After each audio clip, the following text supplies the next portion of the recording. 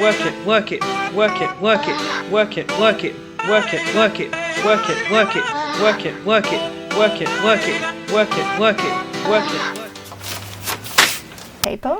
Paper scissors, fabric scissors, pins, maybe glue, some measuring tape, a ruler, thread and needles, and Velcro, all in fabric. So now we're going to want to make the pattern. So you're going to want to decide on the length, and you're also going to want to decide on the neckline and the waist. So you've got to remember that this pattern that I'm showing you here is half. It's going to be cut on the fold, so the neckline would obviously be half. And you also got to remember that you're going to be overlapping the Velcro, so you're going to need to account for that too. And also, don't forget seam allowance. I did 1.5 around most of my edges, except for that inside circular seam, which I did 1 centimeter, so I didn't have to cut as much out anyway. So I did link my pattern, or the one that I made for my particular dog, which is a little Shih Tzu Maltese, so she's quite small. So if you're interested in that, I'll link that. You could also do it sort of this shape, so it's sort of more square around the belly and it's less close to the arm. Again, you'll have to think about how long you want to make it. You could measure across, but yeah, it really depends. So I would just adjust these measurements for your dog, but if you have a similar dog to me, I'll link that one below. So now I'm going to pin it to the fabric. So I'm going to cut it on the fold. You can see here. This is just a scrap I had. It's probably not in the right grain line or anything, but this is a quilted fabric, so it doesn't really matter so much. So this is going to be the outside fabric, and I'm going to cut the inside fabric with a different fabric. I decided to go with fleece. It'll be nice and soft against their skin.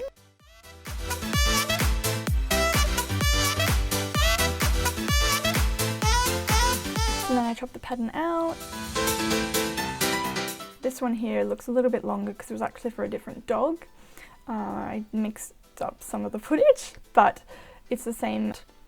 This dog was just a little bigger than little Kay.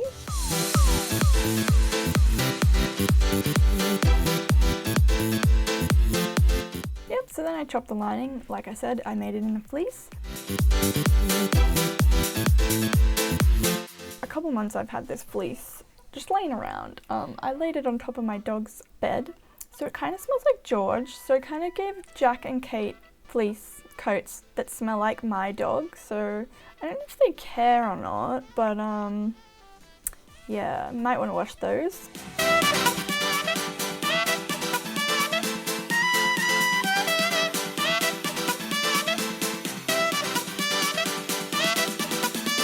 So then I'm going to pin all around the edges, except for I'm going to leave a small gap, which I will draw a little line on the screen, so you know what I mean, so that I can turn it through. Maybe start at that point and then go all the way around and then come back to that point and back stitch at each end. If you're like me and you've been sewing for a little while, you might think that you wouldn't forget to leave a hole, but you will. It will happen to you occasionally. So then I sort of trimmed the fleece because it's a little bit more it has a little bit more give to it, and it sort of stretched a little bit as I was cutting, so it's a little bit bigger, and I don't want that to be. I'd actually prefer it to be a little smaller, so that it sort of stays on the inside. So I tried to sew this, and my machine was acting up. She was not happy. She, I don't know, but she was being an asshole. So yeah, made me a bit mad. Just had to pull the thread up, re-thread it, change the bobbin, but she was just, you know, not very happy. So I decided to take a break and walk the dogs. This footage is as hectic as it looks. One of my dogs is a sweetheart, Angel, wouldn't bite anyone. My other dog, I don't know how he turned out like this, but he wants to kill you every time you put on his lead. He wants to kill you, you look at him wrong. He's a sweetheart, but he's also a savage. So there's that. no car.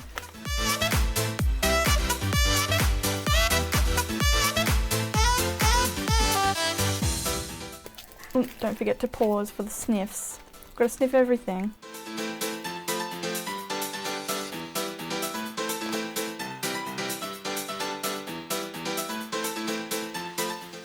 Alright, so we made it home. I'm a little bit less mad. Had a little bit of a chill out. A little bit of a walk. Maybe, hopefully I can come back and finish this coat.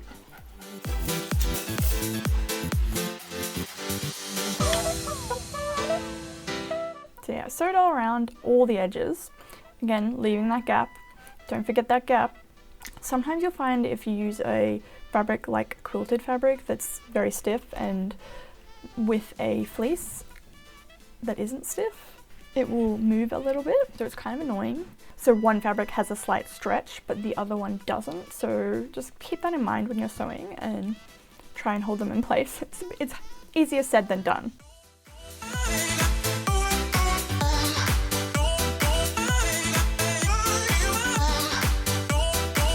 Yeah, here I'm just showing you. Look what I got.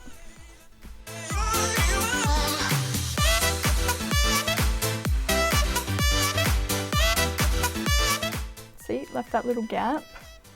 Didn't forget, thank God. So now I decided I was going to trim the corners because I don't really want a lot of bulk in there. So all the corners I want to trim, and the curves I'm going to clip about, 2 centimeters, every 2 centimeters, clip into it like a triangle, and just take out some excess fabric so it can turn through in the curve a little bit better.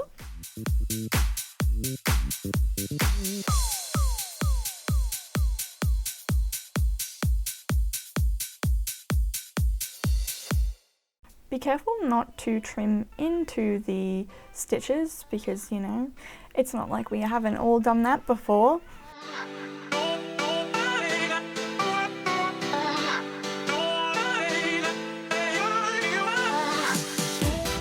So yeah, I trimmed some of the edges down a little bit. I trimmed the white fabric you can see in this one a little bit smaller than the other one, almost like grading it.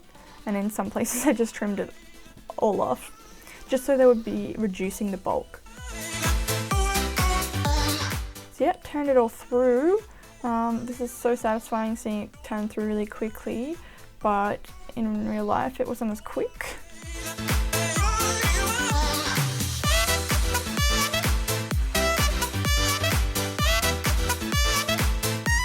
So you're going to see a few different coat colours in here because I made a few different ones of these and I lost footage for other ones and I got them all mixed up, but you get the point. So I ironed it out. You could go ahead and top stitch all around the edge, but honestly I just feel like it's a waste of time. I want to make this really quickly. You could, to make it a little bit more sturdy, but I really didn't find any problems with that. So next you're going to want to sew the Velcro on. I stupidly, for one of the first ones I made, I accidentally got sticky Velcro. So don't do that because it's really annoying because it sticks on and it sticks well enough, but you can't sew with it because as the needle goes through, it gets stuck in the adhesive. So that's really annoying. So I had to get some other Velcro. And make sure when you do the Velcro, make sure you have them on the appropriate sides. So one is on the outside, one is on the inside, so they can overlap. And not both on the same side because otherwise you won't be able to connect them and it will be wonky.